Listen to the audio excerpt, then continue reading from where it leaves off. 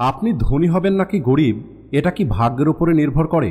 কোনো একটি মানুষের জন্ম থেকেই কি ধনী অথবা গরিব হয়, নাকি কোনো একটি মানুষের চিন্তা এবং সিদ্ধান্ত তাকে গরিব তৈরি করে রাখে? সাধারণত বেশিরভাগ গরিব মানুষগুলো তারা তাদের গরিব হওয়ার জন্য উপরবালাকে এবং নিজের ভাগ্যকে দোষ দেয়। কিন্তু সত্যিই কি আপনার ভাগ্য এটা ঠিক করে যে আপনি ধনী হবেন নাকি গরিব? আর যদি আপনিও এমনটাই মনে করেন, তাহলে আজকের এই ভিডিওটি আপনার এই চিন্তা সম্পূর্ণরূপে পরিবর্তন করে দেবে। কারণ আজকের এই ভিডিওতে আমি আপনাদেরকে ধনী হবার 5টি এমন রহস্য বলতে চলেছি, যে রহস্যগুলো যদি আপনি বুঝতে পারেন এবং আপনি আপনার জীবনে সেগুলোকে প্রয়োগ করতে পারেন, তাহলে আগামী 6 মাসের মধ্যে আপনার জীবন সম্পূর্ণরূপে পরিবর্তন হয়ে যাবে। আর আমি আপনাকে গ্যারান্টি দিয়ে বলতে পারি, আজকের এই ভিডিওটি দেখার পরে আপনি কখনোই উপরওয়ালাকে অথবা নিজের ভাগ্যকে দোষ দেবেন না, বরং নিজেই আপনি নিজের ভাগ্যের মালিক হওয়া শিখে যাবেন। তাই যদি সত্যিই আপনি ধনী হতে চান, তাহলে আজকের এই ভিডিওটিকে শেষ পর্যন্ত অবশ্যই দেখবেন। তো চলুন শুরু করা যাক। একবার একটি ছোট্ট গ্রামে ভাঙা একটি মাটির বাড়িতে মোহন নামের একটি ছেলে থাকত। মোহন অনেক বেশি গরিব এবং অসহায় ছিল।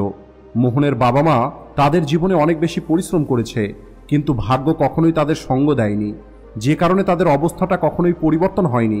আর এরপরে যখন মোহন বড় হয়ে যায়, সেও মজদুরি করে নিজের পরিবারের প্রয়োজন পূর্ণ করার চেষ্টা করে। কিন্তু যত পরিশ্রমী মোহন করুক না কেন, কোনোভাবেই সে তার গরিবি দূর করতে পারছিল না। আর বারবার মোহন চিন্তা করত, আমার তো ভাগ্যটাই খারাপ, তা না হলে আমি এত বেশি পরিশ্রম করি, আমার ভাগ্য কেন পরিবর্তন হচ্ছে না?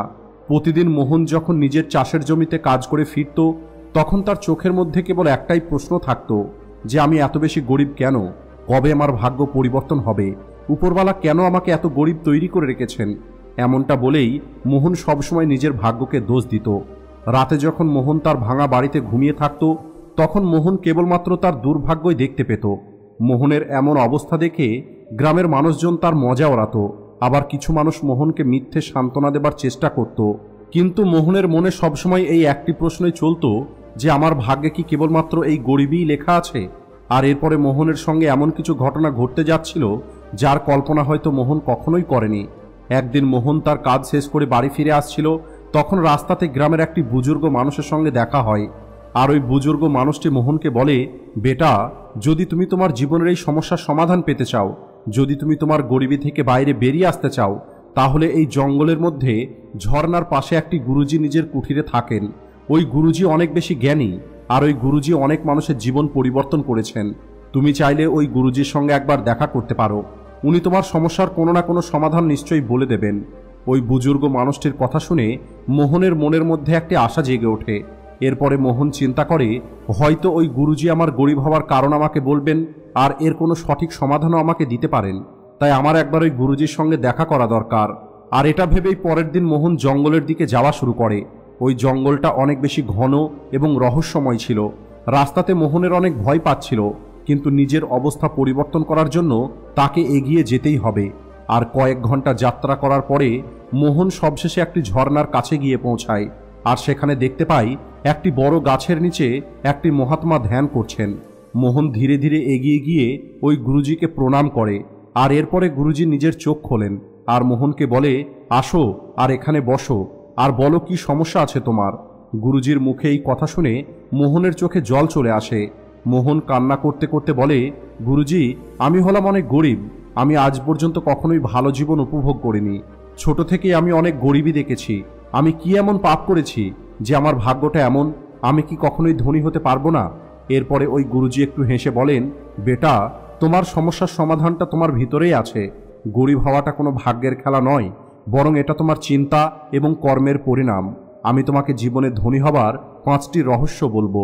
যদি তুমি এগুলোকে ঠিকভাবে বুঝতে পারো এবং তোমার জীবনে এগুলোকে প্রয়োগ করতে পারো, তাহলে আগামী 6 মাসের মধ্যে তোমার জীবন পরিবর্তন হয়ে যাবে। এরপরে মোহন বলে, ঠিক আছে গুরুজি, আমি তৈরি আছি। এরপরে গুরুজি বলেন, আমার প্রত্যেকটি কথা খুবই মনোযোগ দিয়ে শুনবে।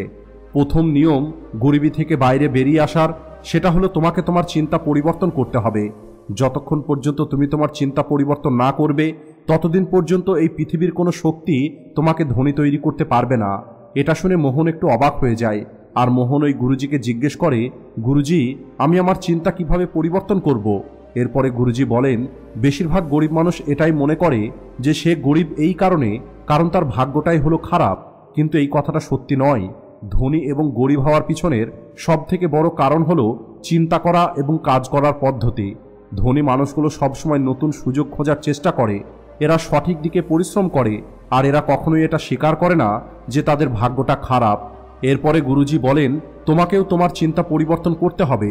যখনই তোমার সামনে কোনো নতুন সুযোগ আসবে, সেই সুযোগটা ভুল করেও তোমার হাত থেকে যেতে দেবে না। আর তোমাকে সবসময় নতুন কিছু না কিছু শিখতে হবে আর নিজের কাজকে উন্নত করতে হবে। এরপরে মোহন বলে, আমি বুঝতে পেরেছি গুরুজি, আমাকে কি করতে হবে। এরপরে গুরুজি বলেন, দ্বিতীয় নিয়ম হলো তোমাকে দায়িত্ব নিতে হবে এবং অজুহাত দেওয়াটা বন্ধ করতে হবে। গুরুজি বলেন, গরিব মানুষগুলো গরিব হওয়ার জন্য সবসময় অন্য মানুষদেরকে দোষ দেয়, সরকারকে, সমাজকে এবং নিজের ভাগ্যকে দোষ দেয়, কিন্তু ধনী মানুষগুলো নিজের জীবনের দায়িত্ব নিজেই নেয়। উদাহরণ হিসাবে, যদি কোনো একটি কৃষক এটা চিন্তা করে যে বৃষ্টি না হবার কারণে যদি তার সমস্ত ফসল খারাপ হয়ে যায়, তাহলে সে তার জীবনে কখনোই এগিয়ে যেতে পারবে না। কিন্তু যদি ওই বৃষ্টি না হবার কারণে ওই কৃষক নিজের ফসলে জল দেবার জন্য নতুন কোনো উপায় খুঁজে বার করে, তাহলে তার ফসল কখনোই খারাপ হবে না, কারণ সে পরিস্থিতিকে দোষ দেয়নি। গুরুজির এই কথাটা মোহনের অনেক ভালো লাগে, আর মোহন বুঝতে পারে সে তার খারাপ পরিস্থিতির জন্য সবসময় উপরওয়ালাকেই দোষ দেয় এবং নিজের ভাগ্যকে দোষ দেয়, কিন্তু মোহন কখনোই নিজেকে পরিবর্তন করার চেষ্টা করেনি। এরপরে গুরুজি বলেন, তৃতীয় নিয়ম হলো টাকাকে সঠিকভাবে ম্যানেজ করতে হবে। গুরুজি বলেন, বেশিরভাগ গরিব মানুষ যতটা টাকা রোজগার করে ঠিক ততটা টাকাই তারা খরচ করে দেয় অথবা ফালতু জিনিস কিনে নেয়, কিন্তু ধনী মানুষগুলো নিজের টাকা ইনভেস্ট করা শেখে। তারা এটা খুব ভালো করে জানে টাকাকে কিভাবে বাড়িয়ে তুলতে হয়। এরপরে গুরুজি বলেন, যদি তুমি অল্প অল্প টাকা সেভ করো এবং সেটাকে সঠিক জায়গায় ইনভেস্ট করা শিখতে পারো, তাহলে ধীরে ধীরে তোমার টাকা বাড়তে শুরু করবে। তোমাকে পরিশ্রম করার সঙ্গে সঙ্গে নিজের বুদ্ধিও ব্যবহার করতে হবে। এরপরে মোহন গুরুজিকে কথা দেয় আজকের পরে সে তার টাকাকে সঠিকভাবে ব্যবহার করবে। এরপরে গুরুজি বলেন, চতুর্থ নিয়ম হলো তোমাকে নতুন কিছু শিখতে হবে।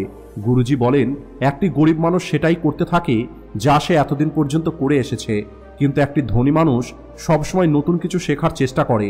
এরপরে গুরুজি একটি উদাহরণ দিয়ে বলেন, যদি একটি মজদুর কেবলমাত্র মজদুরি করে আর নতুন কোনো কিছু শেখার চেষ্টা না করে, তাহলে সে সারা জীবন মজদুর হয়েই থেকে যাবে, কিন্তু যদি সে নতুন কোনো কিছু শেখে তাহলে তার রোজগার অনেক গুণে বেড়ে যেতে পারে। এরপরে মোহন সিদ্ধান্ত নেয় যে সেও তার জীবনে নতুন কিছু না কিছু শিখবে আর নিজেকে উন্নত করার চেষ্টা করবে। এরপরে গুরুজি বলেন, 5 নম্বর নিয়ম এবং সবথেকে গুরুত্বপূর্ণ হলো তোমাকে তোমার জীবনে ধৈর্য এবং অনুশাসন রাখতে হবে। গুরুজি সবশেষে বলেন, ধনী হবার জন্য ধৈর্য এবং অনুশাসন অনেক বেশি প্রয়োজন। সফলতা কখনোই এক রাতে পাওয়া যায় না, বরং প্রতিনিয়ত চেষ্টা করার পরেই সফলতা পাওয়া যায়। এরপরে ওই গুরুজি মোহনকে বলে তাকে প্রতিদিন কিছুটা সময় নিজের উপরে দিতে হবে আর কখনোই নিজের লক্ষ্য থেকে দূরে গেলে হবে না। নিজের লক্ষ্যের প্রতি বিশ্বাস রেখে ধৈর্য এবং অনুশাসনের সঙ্গে কাজ করে যেতে হবে। ওই গুরুজির সমস্ত কথা শোনার পরে মোহন প্রতিজ্ঞা করে যে সে তার চিন্তা পরিবর্তন করবে, ধৈর্যের সঙ্গে পরিশ্রম করবে এবং নিজের টাকাকে সঠিকভাবে ব্যবহার করবে। এরপরে মোহন গুরুজিকে প্রণাম করে এবং নিজের গ্রামে ফিরে আসে। এরপরে মোহন তার গ্রামে ছোট্ট একটি ব্যবসা শুরু করে আর নতুন কাজ শেখে আর নিজের জীবনের দায়িত্বটা বুঝতে শেখে। আর আগামী 6 মাস পরে মোহনের অবস্থাটা আগের থেকে অনেক বেশি পরিবর্তন হয়ে গেছে। এখন মোহনের কাছে একটি দোকান ছিল, গ্রামের মানুষগুলো মোহনকে এখন সম্মান করত আর গরিবী মোহনের জীবন থেকে ধীরে ধীরে দূর হয়ে যাচ্ছিল। আর এখন মোহন খুব ভালোভাবে এটা বুঝে গেছিল যে গরিবিটা কোনো অভিশাপ নয়, বরং এটা হলো কেবল চিন্তা ও কর্মের পরিণাম।